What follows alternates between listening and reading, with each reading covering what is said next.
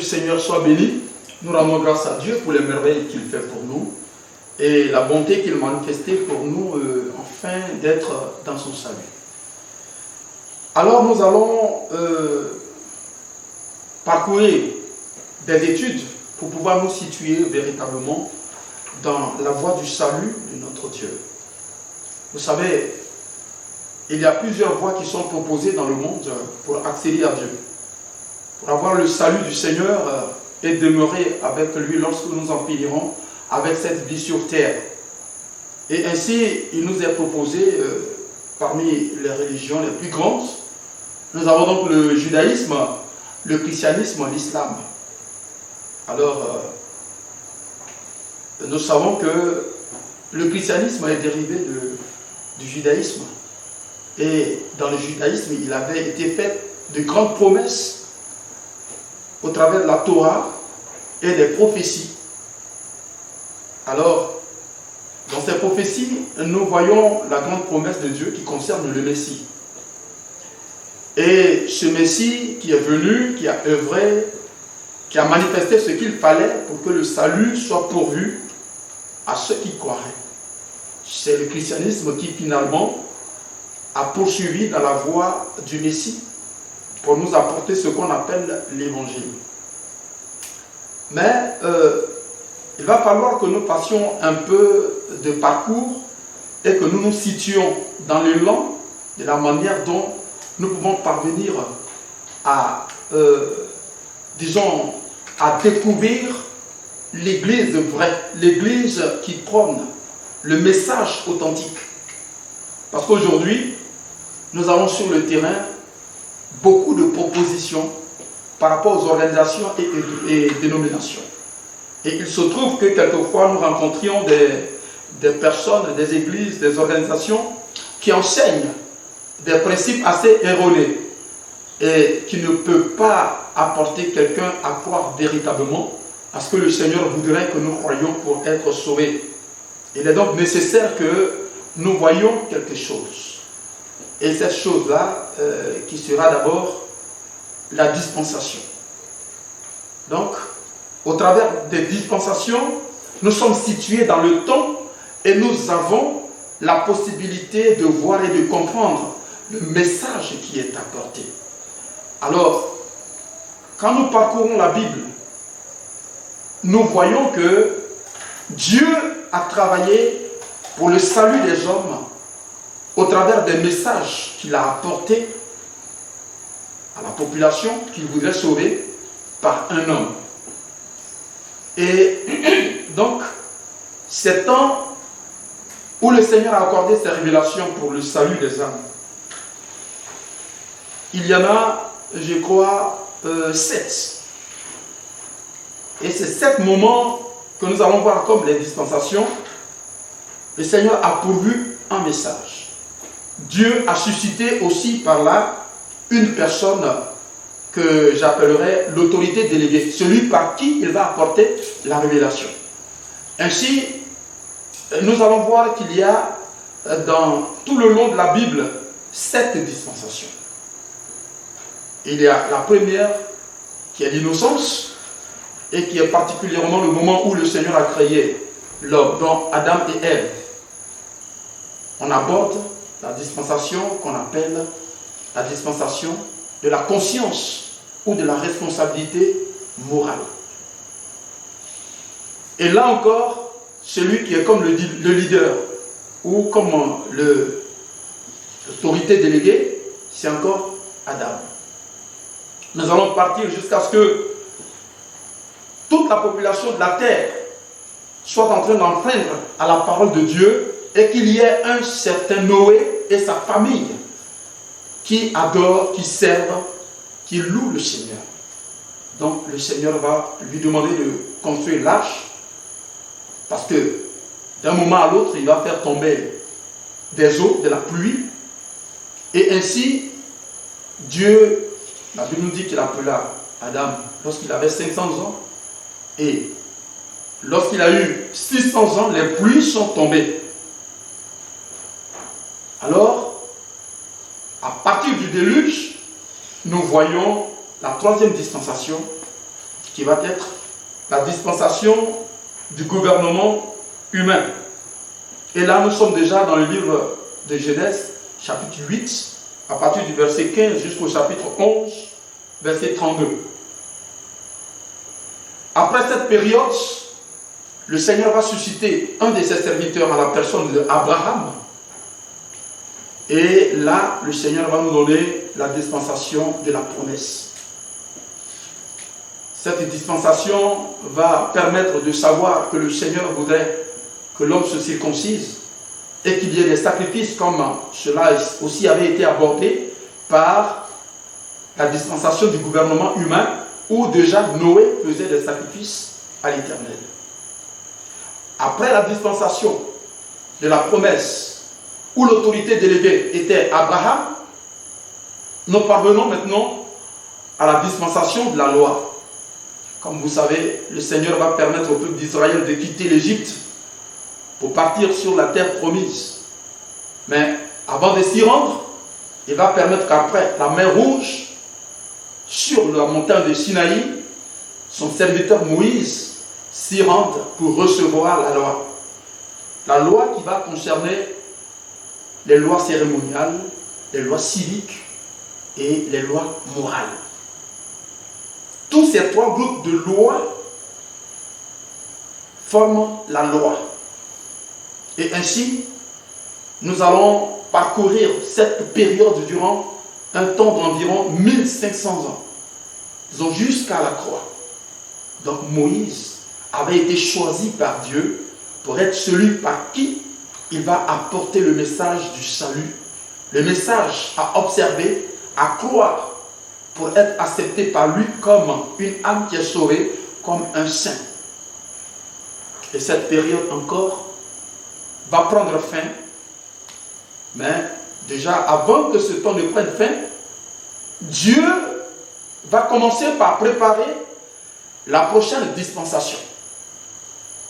Et ainsi, nous voyons le Seigneur Jésus-Christ qui, avec ses disciples, va leur demander de ce que l'on pense qu'il est.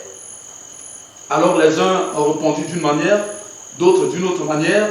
Soit tu es Jean-Baptiste qui est ressuscité d'entre les morts, ou tu es l'un des prophètes qui est revenu. Alors il leur dira, vous qui me suivez, qui pensez-vous que je suis? Ça c'est dans le livre de Matthieu, chapitre 16, à partir du verset 13 jusqu'au verset 17. Après avoir posé cette question de savoir eux-mêmes qui pensent-ils qu'il est, alors il y a Simon qui a pris la parole et qui a dit, tu es le Christ, le Fils du Dieu vivant. Et Jésus va lui dire, ce que tu viens de dire, ce n'est pas la chair et le sang qui t'ont révélé cela, mais c'est le Père même qui est dans les cieux. Et moi, je te dis que tu es Pierre. Sur ce roc, je bâtirai mon église. Et là, c'est le verset 18 de Matthieu chapitre 16. Il va ajouter que ce que tu liras sur la terre sera lié dans les cieux, et ce que tu délieras sur la terre sera délié dans les cieux. Ainsi, nous voyons déjà le Seigneur qui prépare et qui programme le prochain leader, la prochaine autorité déléguée à la personne de Simon. Et relativement à ce qu'il va permettre à l'église de venir, il dit que tu es Pierre et que sur cette pierre, je bâtirai mon église. Cette parole qui va permettre que désormais, Simon, fils de Jonas, va être appelé Simon-Pierre.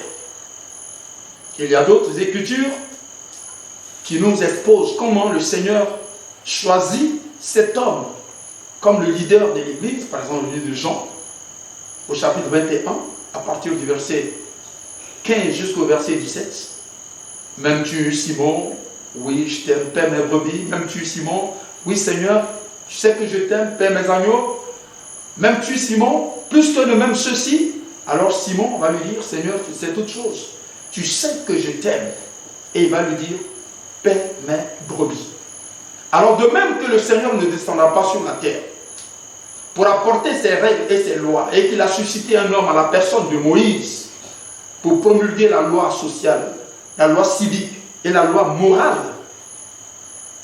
Pour la dispensation de l'Église, le Seigneur nous désigne quelqu'un. Et c'est ce qui nous intéresse véritablement aujourd'hui. C'est ce qu'il faut chercher à savoir.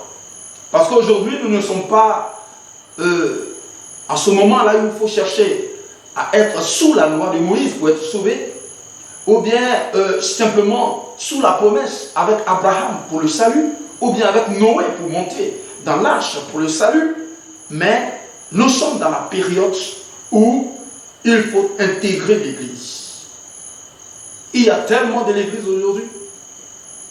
Et l'on se demande finalement où se trouve l'Église.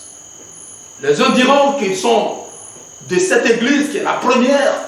D'autres diront que nous venons par l'Église qui a été suscitée par les gens de l'âge du réveil et que c'est nous qui sommes dans la vérité. Les autres vont dire qu'ils sont charismatiques, etc., etc. Mais la Bible nous dit dans le livre de 2 Timothée, chapitre 3, verset 16, toute écriture est inspirée de Dieu. Et elles sont utiles pour enseigner, pour corriger, pour convaincre, afin que l'homme de Dieu soit accompli et propre à toute bonne œuvre. Donc, aujourd'hui, nous avons parlé un peu de la dispensation. Et nous voyons que la dispensation de l'Église, celui que le Seigneur a choisi comme l'autorité déléguée, c'est Simon, et qui à partir de ce qu'il va être le leader de l'Église, il va porter le nom de Pierre. Quand nous voyons dans Actes, au chapitre 15, à partir du verset 6, l'Église primitive reconnaissait à la personne de Simon le leader que le Seigneur a choisi. Alors, après la dispensation de l'Église qui est la 6e dispensation, nous aborderons la 7e dispensation qui est la dernière. Et là, nous voyons l'écriture dans Apocalypse, je crois au chapitre 20, versets 6 à 8. Il est dit qu'il y aura un temps millénaire après la guerre d'Armageddon où il y aura la paix sur la terre pendant 1000 ans. Et pour récapituler un peu, nous avons la première dispensation qui est l'innocence et que nous trouvons dans le livre de Genèse, chapitre 1, verset 28 jusqu'au chapitre 3, verset 6. Ensuite, la dispensation de la responsabilité morale ou de la conscience qui part de Genèse, chapitre 4, verset 1 jusqu'au chapitre 8, verset 14. Ensuite, le gouvernement humain que nous voyons avec Noé. Et cela depuis le chapitre 8, verset 15 de Genèse, jusqu'au chapitre 11, verset 32. Après cela, c'est la dispensation de la promesse dans Genèse, chapitre 12, verset 1 jusqu'au Exode, chapitre 13, verset 27. Quant à la loi, elle commence par le chapitre 19 d'Exode, verset 3 jusqu'à Actes, chapitre 1, verset 26. Et puis, nous abordons la dispensation qui est la nôtre, la dispensation de la grâce ou la dispensation de l'Église. Et le dernier, ou la dernière dispensation, c'est la dispensation du royaume ou du millénium que vous allez trouver dans Apocalypse chapitre 20, versets 4 à 6. Il faut savoir que entre la dispensation de l'Église et le millénium, il y a une période de 7 ans que la Bible a mentionné, et nous, en étudiant les 70 semaines de Daniel, dans Daniel chapitre 9, le Seigneur nous parle d'un temps, des temps, et encore la moitié d'un temps par rapport à Daniel chapitre 7, verset 24 à 25, et puis dans Apocalypse chapitre 6, chapitre 11. Alors, chers frères et sœurs, que Dieu vous bénisse. Nous venons tout juste d'aborder nos études. Nous allons poursuivre. Donc, le prochain chapitre va concerner le Fils de Dieu.